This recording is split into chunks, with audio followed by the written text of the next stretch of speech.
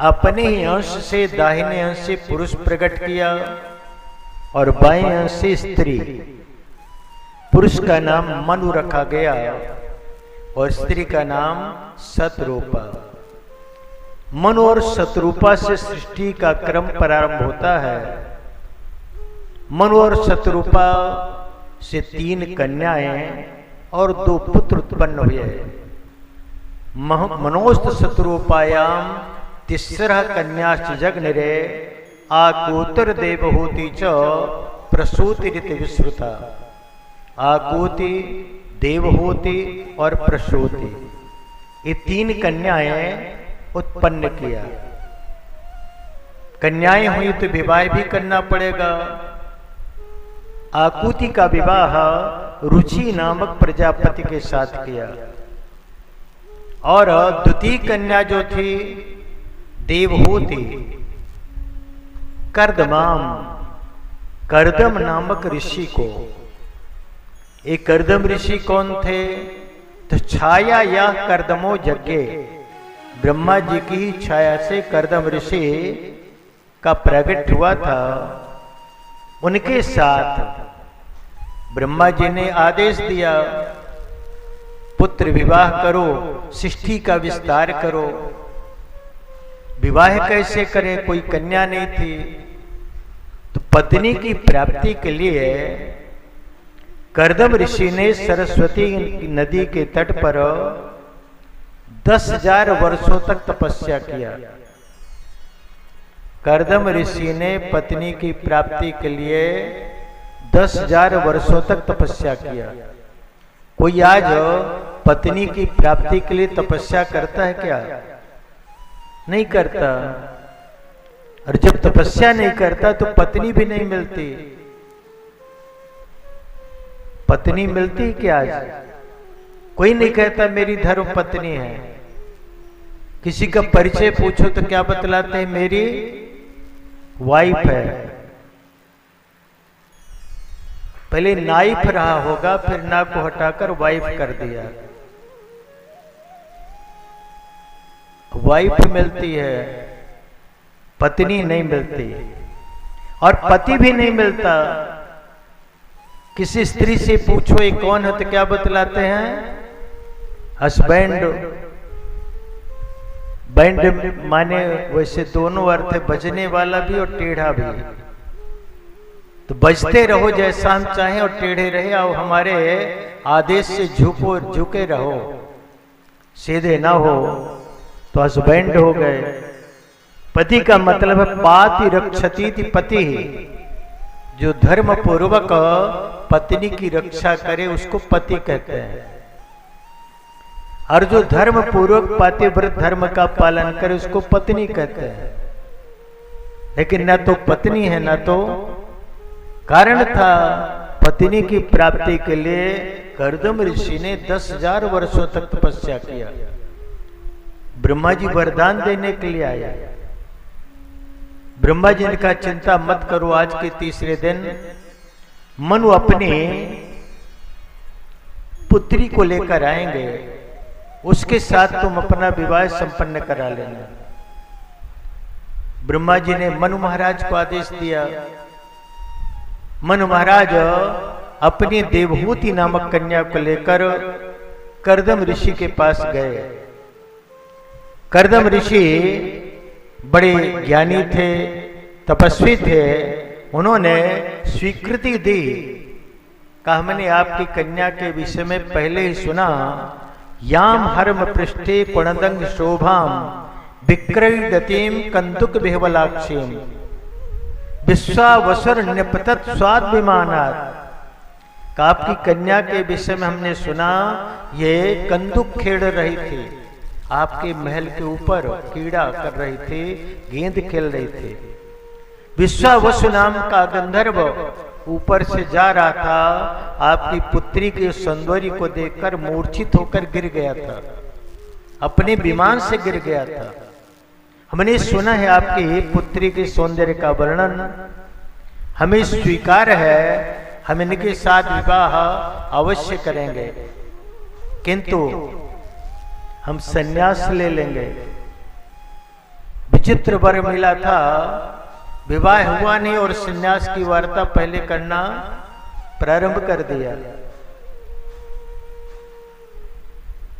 उस समय देवहूति ने कहा संतति तो देंगे, हमें कहां संतति देकर संन्यास लेंगे। विवाह हो गया और उस समय वर्णन मिलता है कि जिस प्रकार भवानी वो भवम प्रभुम पतिम परिचरत साध्वी भवानी वो भवम प्रभुम, जिस प्रकार भगवती जगदम्बा पार्वती भगवान शिव की आराधना करती, सेवा करती हैं, उसी प्रकार यह देवहूति भी अपने पति की सेवा में लग जाते हैं। पति समाधि में बैठ जाते थे, वर्षों तक समाधि से बाहर नहीं आते थे। वह अकेली पत्नी उनकी सेवा में लगी रहती थी। एक समय की गाथा है, पति की समाधि खुली, पत्नी को देखा, पत्नी का मुखमंडल म्लान था। पूछा, देवी हमारे आश्रम में आपको क्या कष्ट है? क्योंकि आपने हमारी इतनी सेवा किया है। तुष्टो हम मध्यतो मानवी मानदाय शुश्रूषया परमया पर्याच भक्त्या यो देहिना मयमतीव स्वदेहो नावेक्षिता समुचितः क्षपितुम मदर्थे। ऐ देवी, आपने अपने शरीर की सुख सुविधाओं का ध्यान नहीं दिया, मेरे लिए समस्त सुखों का त्याग कर आपने मेरी सेवा की, मैं आपसे संतुष्ट हूं, आपको क्या चाहिए बोलो। उस समय देवहूति ने कहा, आप समाधि में चले जाते हैं, मैं अकेली हो जाती हूं, कोई वार्ता तक करने वाला नहीं होता। यदि कोई संतति वगैरह होती तो उससे मेरा मन लगा रहता अन्य कार्यों में। कर्दम ऋषि ने समझा हमारी पत्नी की इच्छा क्या है। प्रिया या प्रिय मनवेक्षण कर्दमो योगमा स्थितः विमानम कामदम छत्तस तरहेया विरुचि करत। कर्दम ऋषि ने अपनी पत्नी की भावना को समझकर अपने योग बल से, तप बल से दिव्य विमान की रचना किया। विमान में प्रवेश किया।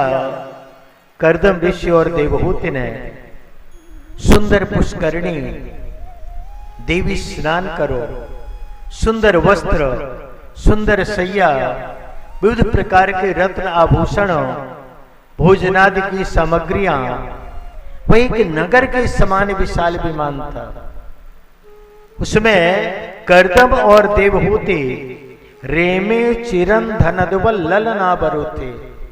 जिस प्रकार कुबेर अपने नगर में वैभव से युक्त होकर निवास करता है, उसी प्रकार कर्दम और देवहूति उस विमान में बहुत काल तक, वह विमान पर्वतीय क्षेत्रों में जाता है, भ्रमण करता है। इस प्रकार पति पत्नी दोनों सुखपूर्वक उसमें निवास करते हैं। उसी समय उनके यहाँ 9 कन्याओं का जन्म होता है।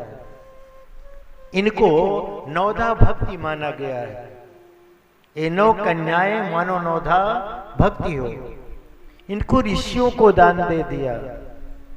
कन्या दान करते हैं ना, तो कन्याओं का दान किया, 9 ऋषियों के साथ विवाह कर दिया। किंतु देवहूति प्रसन्न नहीं थे। देवहूति ने कहा, ये कन्याएं तो परकिया थी, चली गई, हमारे कोई पुत्र नहीं है।